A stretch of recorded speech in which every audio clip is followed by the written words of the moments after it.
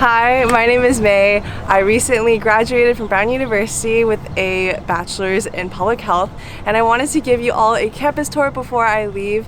I wanted to make this as comprehensive as possible, but also choosing the campus buildings that were most important to me during my time here at Brown, so hopefully I can save you some money on a plane ticket in case you can't make it in person. So come along with me on this campus tour.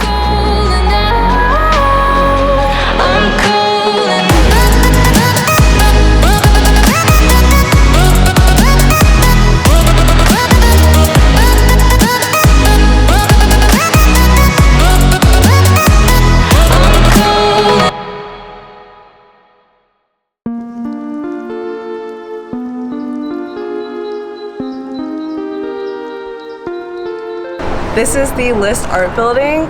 You will commonly find a lot of Visa concentrators and non-concentrators alike taking art classes from Visa 100, which is our first introductory art course, to other studio courses and photography.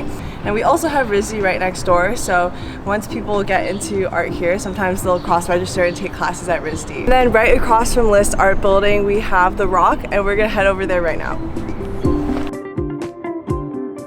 Here we're at The Rock. It's also formerly called the John D. Rockefeller Library. You'll find a lot of humanities books here. Sometimes people from the Center for Language Studies will practice languages with people in the lobby of The Rock.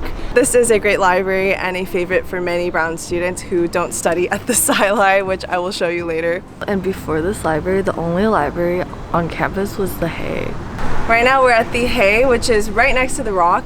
This is definitely by far my favorite library at Brown. So if you're a first year, definitely check out this library. It's beautiful and you'll definitely be motivated to study. It's definitely a more traditional library that looks sort of academic, high ceiling. I believe this is also the oldest library at Brown, and it's completely quiet inside. So if you're looking for a no distraction zone, definitely would recommend studying here. It's a beautiful day. It's Rhode Island. Here we are at the Van Wickle Gates. We walked through these gates twice during our time at Brown. First during convocation, and then the second time during commencement when we graduate. Otherwise, these gates stay closed all year round. And follow me now to the Quiet Green. This is the Quiet Green. It's right next to the main green, which we're gonna head to in a bit. But the Quiet Green is, as it sounds, very peaceful and quiet. Sometimes on a sunny day, you can find students studying here, taking a nap. What else is there to say about that? Oh, there's one more These thing. lampposts have outlets.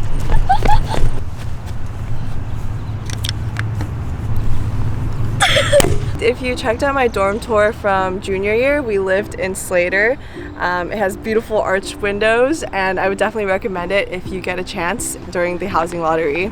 Also on the Faunce side of the main green, we have Hope, which is another dorm that I believe is all women's housing for sophomores. I would say that all the dorms on the main green are pretty high in demand because of their location. This is University Hall, where all the academic deans are, fellowship advising. You can find all of that help in University Hall. If you need a dean's note to have an extension on something, that's where you would go.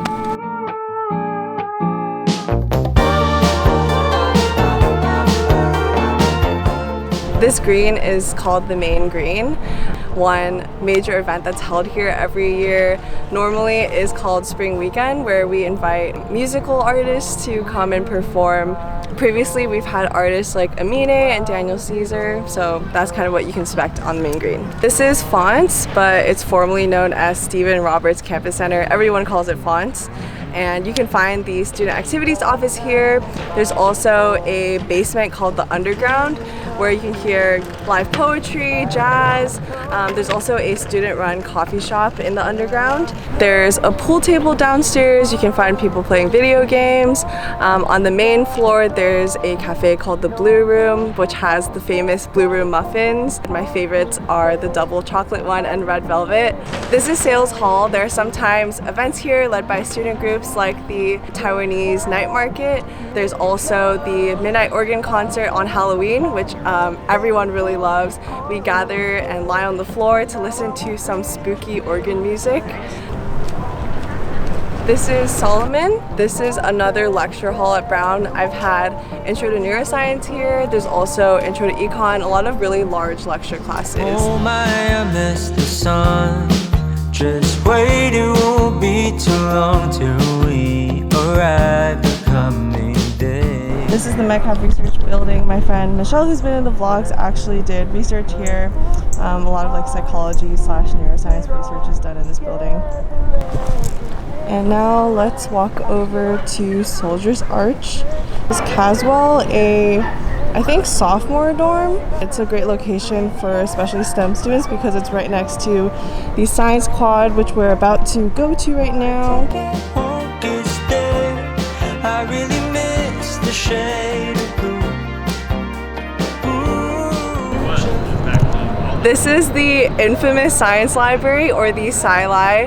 This was sort of my North Star when I first came to campus, because when I was lost, I would literally just walk towards this huge, sort of ugly building, but people do really love it. Each floor has a different decibel or noise level, so as you go higher, it tends to get quieter. The 13th floor is known as the Stacks, which is Michelle's favorite. She's currently filming this. The basement is where a lot of pre-med students like to go and study before midterms.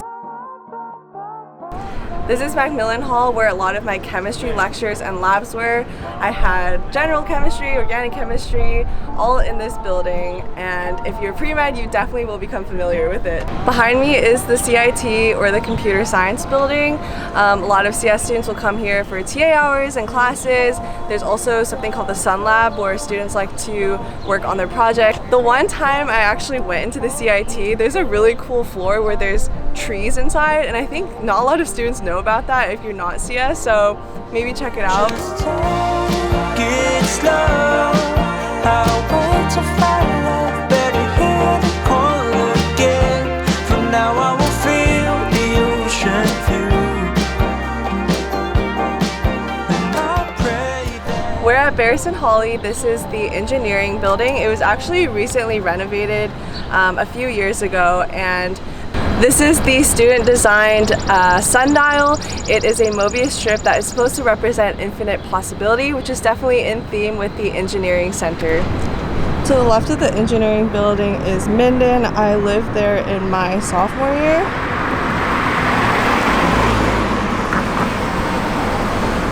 And this is Wriston Holley. This is Grad Center. There's a spiral staircase that you go up to get your key from Grad Center. This is bomb proof or something. Really? Yeah, like during the war, they made it so that people could be safe. Oh my gosh. Gregorian is like really like a well-known family. Was it? Martin. He a former Oh yeah, president? he's a former president. Okay, so Gregorian Quad is named after a former president of Brown. Since there hasn't been any mingling with the first years, we usually call this place New Dorm A and B, but they call it the Greg. Don't call it the Greg, we'll know you're a first year. So we're here at Joe's, formerly known as Josiah's. They serve salads here, and also sort of paradoxically, they also serve late night snacks like fries and mott sticks, and a really popular order is the spicy with. You'll hear that ordered a lot, but it's just a spicy chicken sandwich with cheese on top. Secret, ask them to hide a mott stick underneath your bag. Oh yeah, we would always come here like late night. We'd ask for just one mott stick, and he'd give us one mott stick per person. Yeah. So one for me, one for Michelle, one for Jenny, and he'd hide it under a bed of fries. So I'll miss him a lot. Thank you for the free mott sticks. So Joe's is also flanked by the New Dorm buildings, and this is sort of where the upperclassmen usually live. It's really rare for sophomores, I think, to be placed in these buildings. New Dorm usually has suite style living, so you get singles and then a hallway that connects like 3 of those singles into a suite. Yeah, so there's a common room and a sink usually in these suites. And the floors, I believe, are all carpeted. Yeah. Let's go!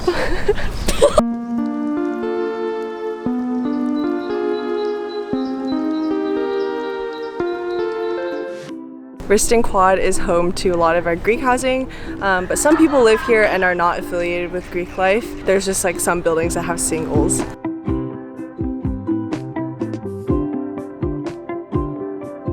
This is the Sharpe Refectory, or the Ratty. It's the largest dining hall. A lot of first years like to come here because it's right next to Keeney. It's buffet style, so you can load up your plate for one meal swipe, but I haven't been there since my freshman year.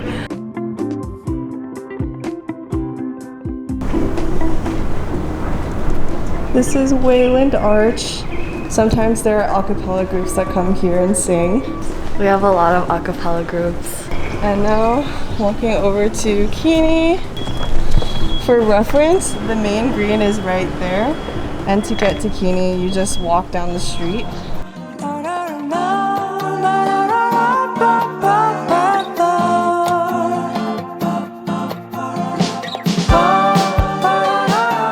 Okay, wow, I haven't been here in so long, so me and Michelle are feeling very nostalgic. I used to, as a first year, walk all the way to that door, and my dorm was in that corner. Where in Keeney Quadrangle, this is the Archibald Bronson building, but I think all of the dorms here look pretty much the same. You can check out my dorm tour for the interior look at Keeney. Keeney houses about half of the first year class, so about 800 people live here. So there's a pretty decent chance that you'll be living in one of these dorms. Kind of odd for a tour, but I wanted to film health services because it can be kind of confusing to find. It's called Andrew's House, not to be confused with Andrew's Hall or dorm, where students live. And for reference, Keeney is right over there, so it's just down the street for first years in case they need health services. This is Paige Robinson Hall. There are classrooms. There's a chandelier room on the top floor, which is highly coveted for studying. But most people just come to this building to grab their mail. Also, counseling and psychological services, or CAPS. I think CAPS is on the 5th floor, but... And when you lose your ID card. And if you lose your ID card, that's also in this building. There's a lot of stuff. Across from where I was just at is 85 Waterman Street. This is where the environmental science building is. They have a greenhouse on the rooftop, which is really amazing, and you can get a guided tour. The foil people. And the environmental science building behind. This sculpture is actually called Circle Dance by Tom Friedman, and it was inspired by the Matisse painting. This is a view of the walk, is the walkway towards North Campus. At this intersection, we can see Granoff and the new Performing Arts Center, which should be finished by the time that you're watching this. One street down from where we were just at is Thayer Street, which is the bustling area of campus where there are restaurants, and I would recommend Hang for Thai food. Otherwise, there are some really great restaurants in downtown Providence, and you can't really go wrong. If you walk down Thayer Street, eventually you'll get to the north side of campus around Sidney Frank, which is the neuroscience building. If you're interested in neuroscience, I'd totally check out the Carney Brain Institute. You'll also find the BioMed building, which is home to a lot of labs, research, and some of your bio classes that you might take at Brown. We finally made it to North Campus, and this is the Pembroke Seal. Legend says that if you step on the Pembroke Seal, you will become pregnant, but here I am stepping on it anyway. This part of campus houses a lot of the first year dorms, including Andrews, Metcalf, Miller, and Emwool. In particular, Andrews is referred to as Hotel Andrews because it is a really nice dorm. I think each dorm has their own sink. Andrews also has their own dining hall, and I personally think Andrews has the best food. They serve poke bowls, pho, curry, and one of my favorite things to do with my friends was go to pasta night on Thursdays at Andrews. Here we have Alumni Hall to the right of Andrews, and a lot of performances occur here, from orchestral concerts to Impulse Dance Company performances to events like the Lunar New Year banquet that CSA, or Chinese Students Association, hosts. There are also some classroom buildings on this side of campus, including Smitty B, where I had some of my public health courses. This is Pembroke Hall. I honestly never really came here, but it's a beautiful building. This used to be home to the women's college before Brown was co-ed.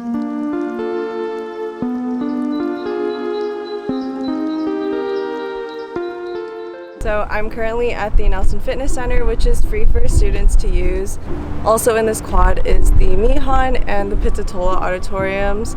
Brown Lecture Series happens around here. Joe Biden actually spoke here before he was elected as president, so there's always cool events going on around here, as well as athletic events and trainings. This is a bonus shot of downtown Providence by the Providence River. If you want more insight into what it's like to hang out and live around downtown Providence, check out my senior year vlogs where I lived in River House and was able to spend a lot more time exploring the area. Alright, I hope all of you enjoyed this campus tour. If you have any questions about my experience at Brown or any of the buildings that you saw in this video, feel free to leave a comment down below or check out my other vlogs at Brown, and I will see you in the next video. Bye!